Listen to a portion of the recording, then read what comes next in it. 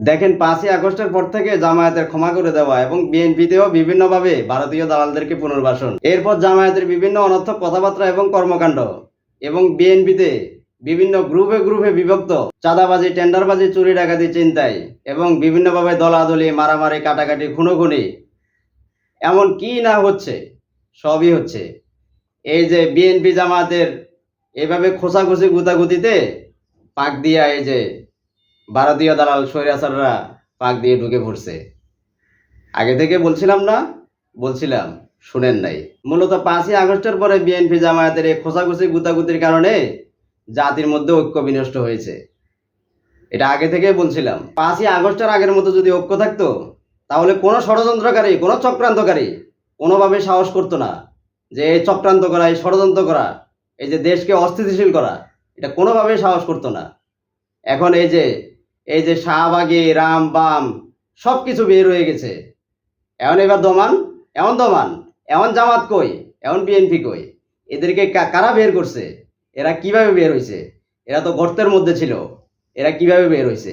হ্যাঁ, জামায়াতের অতি উৎসাহীরা এখন কই, এখন কথা বলে না কেন? এখন এদেরকে দমায় না কেন? এমনি তো ওই যে বিএনপি, জামাত, হ্যাঁ, শিবির, ছাত্রদল, এই সমস্ত এই যে গুতাগুতি খোঁচাখুচি তো সারাক্ষণ করতে পারেন। এখন এদের বিরুদ্ধে এরা কিভাবে শাহবাগে আইসা ওই যে পুলিশ পিটায়, পুলিশের উপর হামলা করে, হ্যাঁ, এই সমস্ত করে কেমনে?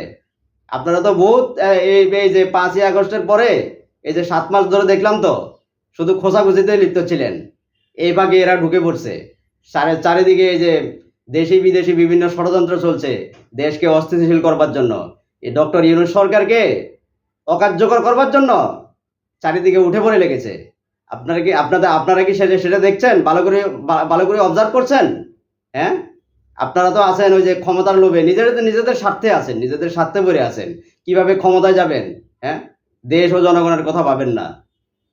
এই যে 5ই আগস্টের আগের যে অপশক্তি, যে স্বৈরাচারী শক্তি ভারতীয় দালালরা যেভাবে সক্রিয় হয়ে আছে, এক এক কায়দায় তারা নামছে, হ্যাঁ, এগুলোর বিরুদ্ধে তো লাগতে পারেন না। আসেন শুধু নিজেরা খোঁচাখুচি করে দেশটাকে কিভাবে অস্থিতিশীল করা যায়। হ্যাঁ, ভাবছিলেন যে এইভাবে নিজেরা খোঁচাখুচি করলে মনে হয় যেন বেনিফিটেড হবেন না? একদম না। ক্ষমতার লোভে নিজেদের স্বার্থ হাসিলের জন্য এইসব গুতাগুতি খোঁচাখুচি করে কোনো ফায়দা হবে না, কোনো বেনিফিটেড হবেন না। সময় আরো খারাপ আসতেছে। এই সমস্ত যদি করেন, সময় আরো অনেক খারাপ আসতেছে। বাংলাদেশের সাধারণ মানুষের যে জননিরাপত্তা সেটা নিশ্চিত হবে, কিন্তু আমরা দেখেছি গত 7 মাস ধরে বাংলাদেশে কোনো জননিরাপত্তা নাই।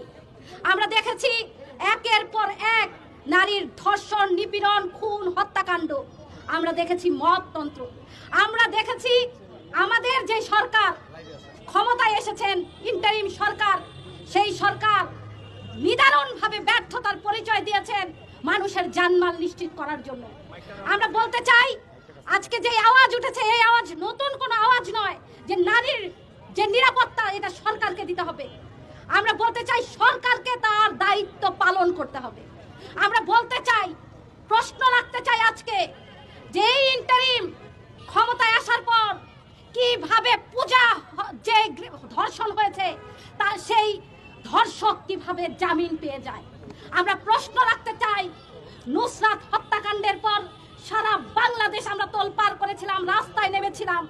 সেই নুসরাতের ধর্ষণ এবং হত্যাকাণ্ডের সাথে সেই যে সংশ্লিষ্ট ওসি তারা ভিডিওটা প্রচার করেছিল, সেই ওসি কিভাবে জামিন পেয়ে যায়। আমরা এই ইন্টারিমের কাছে প্রশ্ন রাখতে চাই।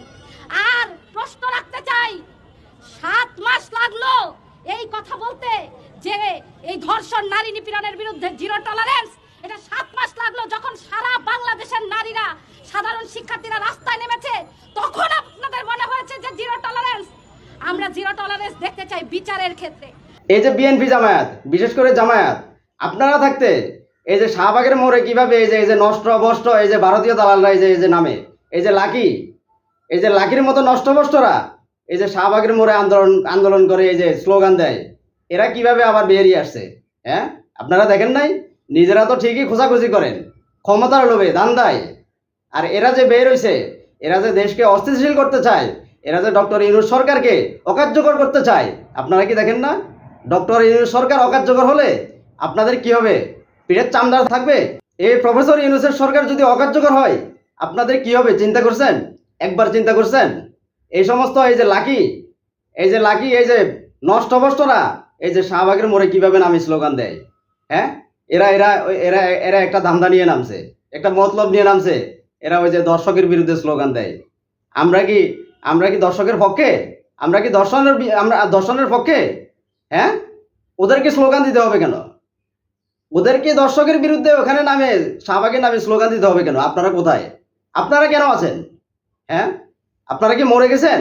অতএব আগেও বলছি, এখনো বলছি, সময় থাকতে এই সমস্ত ভারতীয় দালাল, স্বৈরাচারী ভারতীয় দালালদের প্রতিহত করুন, এদেরকে প্রতিরোধ করুন, এদেরকে আইনের আওতায় আনুন। এই সমস্ত দালালদের কোনোভাবে মাঠে নামতে দেওয়া যাবে না। এদেরকে প্রতিহত করুন, প্রতিরোধ করুন, এদেরকে গ্রেপ্তার করুন, গ্রেপ্তার করতে প্রশাসনকে সহায়তা করুন।